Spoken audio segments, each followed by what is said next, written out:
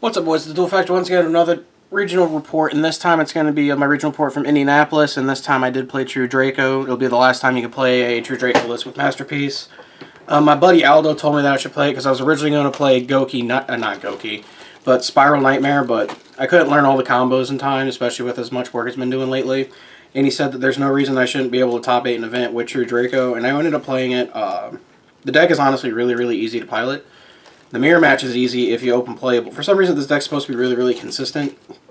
But there were some games that were really weird. Like I would open like a mono auto, 2 or 3 True Draco spell or trap cards, and then a Floodgate, and then, you know, just no way to play. But, I mean, that's how it goes whenever you play a game, right?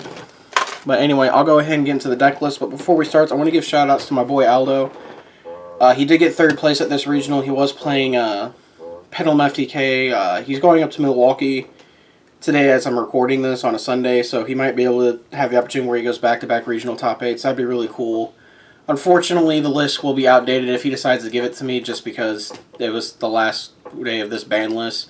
Same thing with this one, but I figure since I went ahead and played it and it'd be the last time you'd see Masterpiece, we go ahead and give you the profile. So without further ado, congratulations to him. Let's get into the list. So at the event, I played 2 Masterpiece. This number was correct. There were a couple games when I activated Pot of Desires. I banished both of them, and you could still win the game. Just proving that he's not honestly the most important card, but he is the most oppressive card in the deck when you drop him. And in the mirror match, it's really hard to out-trap Monster one, so I'm honestly pretty happy he's going, because it's unfair. I did play 3 Draco Caster. I think it's really necessary to play at 3. You need your pluses in your deck, and being able to get the monsters for your trap cards is really good. And coming next format, if I decide to make a list of this just to show you guys, I think you should still play 3. It's also relevant because she's level 5. The 1 Ignis Heat. New format, we're going to get 2 more, so you're going to have access to all 3 of these, so I think it's really good. Plus we get Dynamite Knight, so that'll be really cool. And that's it for the True Draco monsters, and then for the only non-True Draco monsters played in the main deck, we played 3 Mono Watto. This card's actually phenomenal. Like, your opponent can't hand trap you or anything, but in the mirror match, like, it's good and it's not good. You can summon it in the mirror match, and then none of the baby True Dracos get their effects off. But, like, other than that, it doesn't really do anything. Their monsters are still bigger than all of it, so. But, like, I would definitely continue to play. This card's really good. And that's it for the monster count. We are playing Card of Demise, so it's relatively low. And then, for the spells, you play 6 copies of Diagram. You play 3 Dragonic Diagram. And you also play 3 copies of Terraforming to get to it. In any other matchup, this card almost never resolves because, you know, everyone's playing Ghost Ogre and stuff like that. In the mirror match, it's really important.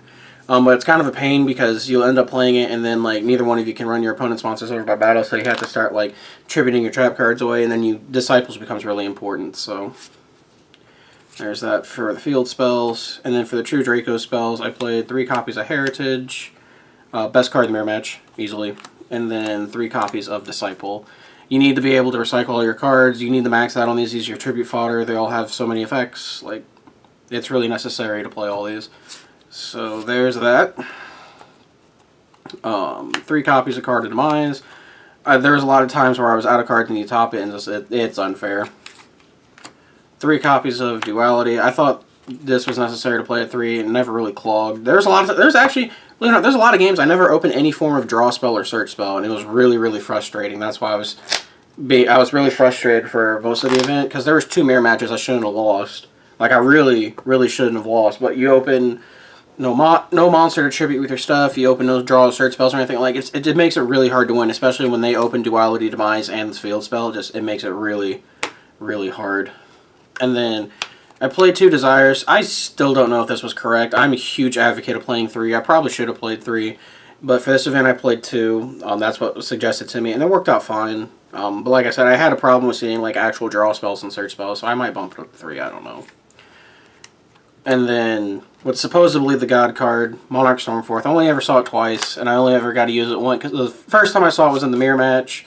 And for some reason, the guy made a spell monster immune Masterpiece, but I didn't have any way to get to a monster, and I drew this, and it just wasn't very good. The second time I drew it against an ABC player, and I took his Buster because I had him on a 1 on the field, and he couldn't tag out. That was pretty funny. But that's it for the spells. On to the trap cards. We played 3 Apocalypse, and then 1 True King's Return. These are all really good, honestly. This is really important that you get in the mirror match. It's also really important to be able to have access to all 3 of these because it lets you tribute in your turn. You can start removing your cards, and it becomes even more important now that we don't have Masterpiece in the next coming format. So there's that. And then for the support cards, I played 2 copies of Impermanence. I don't really know how I feel about this card. The only times I drew it were in the mirror match, and it wasn't that great. I mean, it did stop my opponent from getting a Masterpiece from his Draco caster. That was okay.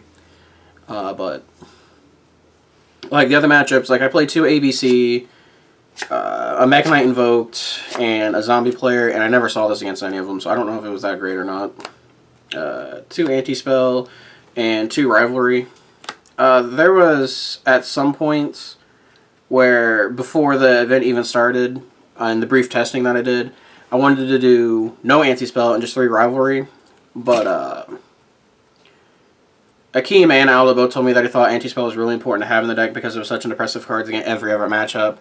And then one of the mirror matches I did lose, or actually both of them that I lost now that I think about it, I had all True Draco Spell Trap cards in hand and no way to tribute them off, and my opponent had me under Anti-Spell Fragrance, so I couldn't play the game. So, and I guess in the situations where you open up bad in the mirror match, this card's like phenomenal. But in, like, I don't know, like it's so easy to add, especially if they already have an established field spell. I don't know, but that's what I played for the events.